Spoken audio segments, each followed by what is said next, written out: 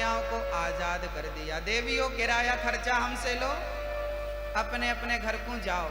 उन कन्याओं ने कहा प्रभु अब हमारा आपके सिवा कोई नहीं है, घर जाएंगी तो घर वाले स्वीकार नहीं करेंगे, कहेंगे तुम पर पुरुष के पास रहकर आई हो, अब हमारा कोई नहीं है। भगवान ने कहा फिर क्या करें?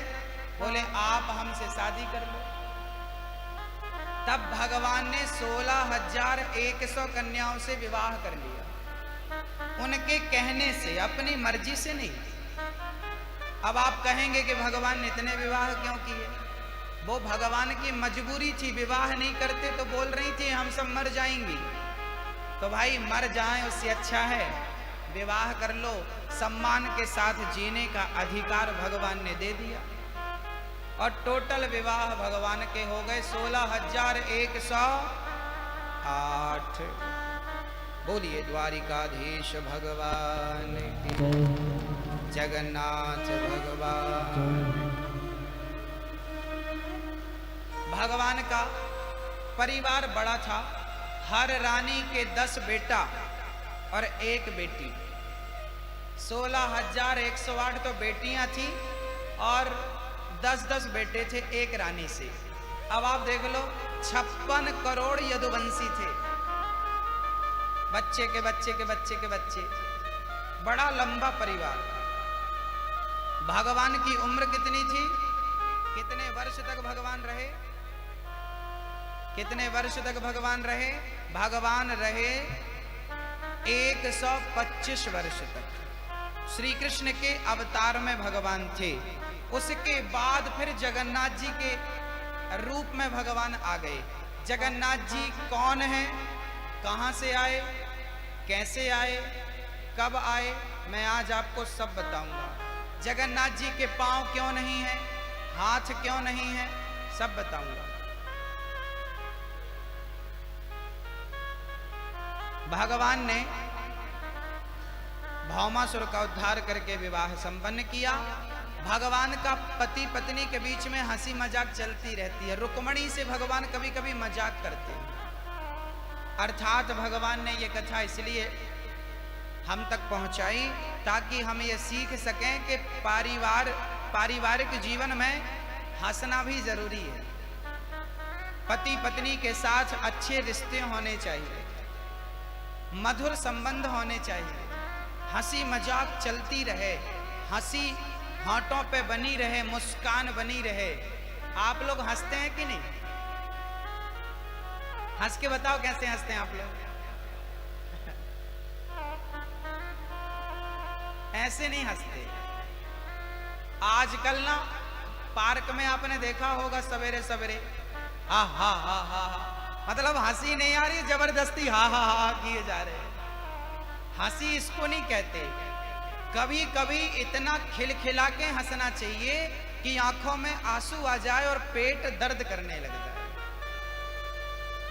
आप बताओ लास्ट बार ऐसी हंसी कब आई थी आपको? कब आई थी? कब आप हंसे थे कि हंसते हंसते आंसू आते हैं कि नहीं? ज्यादा हंसी आए पेट दर्द करने लगता। वो हंसी आपकी बहुत बीमारियों का इलाज है। जो व्यक्ति सदा प्रसन्न रहता है, सदा खुश रहता है, वो कभी बीमार नहीं पड़ता। भगवान के मंदिर में आप कभी भी जाकर देखिए, भगवान प्रसन्न मुद्रा में होते हैं। राम जी के मंदिर में राम जी खड़े हैं प्रसन्न मुद्रा में, कृष्ण जी के मंदिर में कृष्ण जी खड़े हैं प्रसन्न मुद्रा में, जगन्नाथ जी के मंदिर में जगन्नाथ जी ऐसे लग रहे हैं जैसे मुस्कुरा रहे हैं। भगवान सदा प्रसन्न रहते हैं, तो हमें भी सदा प्रसन्न रहना। अच्छा, आपने कभी गधे को, बिल्ली को, बकरी को, भैंस को, बंदर को हंसते देखा? नहीं। कभी आपने सुना कि किसी ने कहा हो कि आज हमारी बकरी रात भर हंसती रही? हंसती है? कभी नहीं हंसती, क्योंकि 84 लाख योनियों में भगवान ने केवल मनुष्य को ही हंसने और मुस्कुराने का अवसर दिया है। इसलिए हंस लीजिए, हो जाइए प्रसन्न, मुस्कुरा लीजिए। प्रसन्न रहा करिए, हर हाल में खुश रहा करिए। सुख और दुख तो सिक्के के दो पहलू हैं, दिन है तो रात है, रात है तो दिन है। सुख है तो दुख है, दुख है तो कौन बचा है? सुख दुख से कौन बचा है बताइए? आप बचेंगे कि हम बचेंगे? कोई बचेगा। इसलिए हानि लाभ प्रकृति का नियम है, सुख दुख भी प्रकृति का नियम है। अच्छा, आप दिन को रात कर सकते हैं क्या? सर्दी को गर्मी कर सकते हैं क्या? आप मौसम नहीं बदल सकते, दिन रात नहीं बदल सकते, लेकिन अपने आप को तो बदल सकते हैं। अपने आप को बदल दीजिए, होठों पे मुस्कान लाइए, सदा प्रसन्न रहिए। प्रसन्न रहना भगवान की भक्ति है। पर आप लोग हमेशा ही रोते रहते हैं। भगवान को याद करके भगवान के लिए तो रोना चाहिए, पर संसार के लिए आंसू नहीं बहाने चाहिए। ये आंसू बड़े कीमती होते हैं। यदि ये भगवान के लिए बहाएंगे तो इन आंसुओं का बहना सार्थक हो जाएगा, और संसार के लिए बहाएंगे तो बेकार हो जाएगा, व्यर्थ चला जाएगा। एक आंसू कितना महंगा होता आप नहीं जानते। इस संसार में भगवान की याद में आप जितने आंसू बहाएंगे, उतने जन्मों तक भगवान अपने चरणों में आप लोगों को रखेंगे, अपनी सेवा में रखेंगे। तो भगवान के लिए रोइए और भगवान के लिए हंसिए। मीराबाई कभी रोती थी, कभी हंसती थी। पायो जी मैंने राम रतन धन पायो कहकर हंसने लगती थी, और मेरे तो गिरधर गोपाल दूसरो ना कोई, दर्द की मारी बन बन डोलूं वैद मिले नहीं कोई, ये कहकर रोने लगती थी।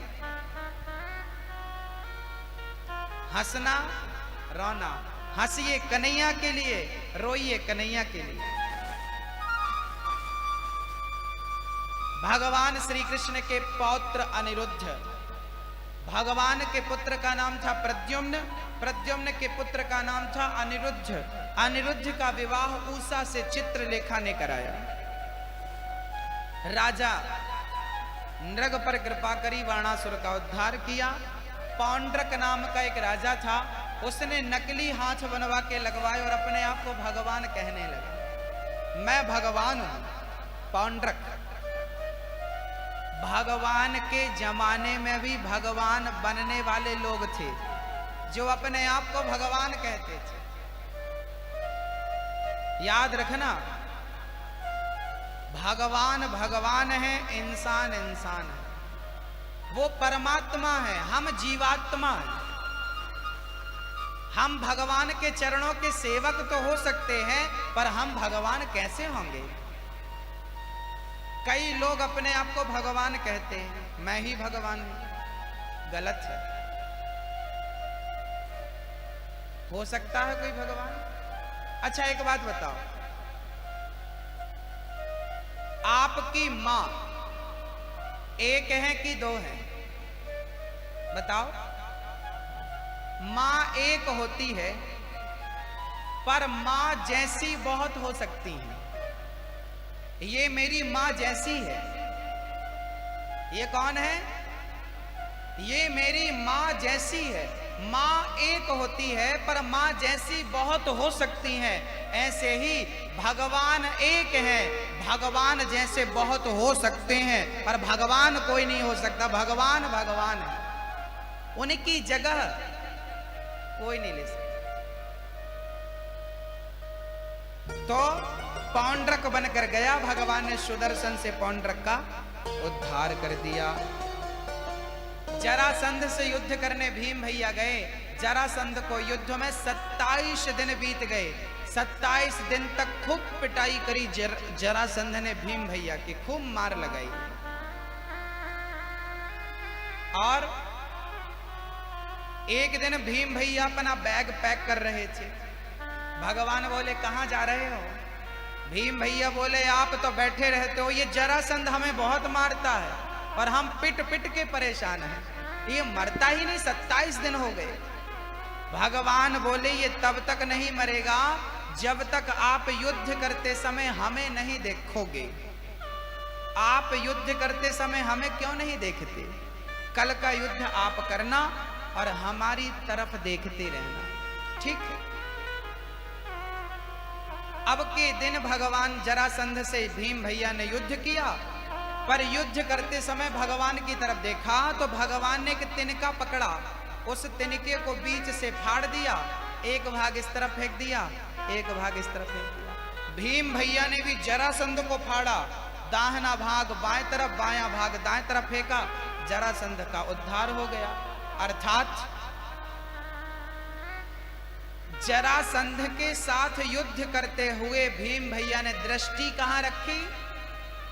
भगवान की तरफ। काम करते समय जब आप भगवान की तरफ नजरें रखेंगे तो आप हर युद्ध को जीत जाएंगे, विजय प्राप्त हो जाएगी। हार तो तब होती है जब काम करते में हम इतने बिजी हो जाते हैं कि भगवान को भूल जाते हैं। काम करिए, काम करते रहो, नाम जपते रहो, मन से गोविंद गोपाल गाते चलो। देखना इंद्रियों के न घोड़े बढ़े, इनमें संयम के हरदम ये कोड़े पड़े। अपने रथ को सुमार्ग लगाते चलो, मन से गोविंद गोपाल गाते चलो। काम करना नहीं छोड़ना, अकर्मण्य होके नहीं बैठ जाना, काम करना, पर काम को करते हुए भगवान को याद रखना। झाड़ू लगाते रहो, भगवान का चिंतन करते रहो। रोटी बनाते रहो, भगवान का चिंतन करते रहो। दुकान चलाते रहो, भगवान का चिंतन करते रहो। भूलिए मत, भगवान जरासंध का उद्धार किया भीम भैया ने, शिशुपाल का उद्धार किया भगवान ने। शिशुपाल आए, भगवान को गालियां देने लगे। एक गाली नहीं 100 गालियां दी, और भगवान 100 गाली तक चुप रहे। 100 गाली पूरी हुई तो सुदर्शन निकाला और सिर काट दिया।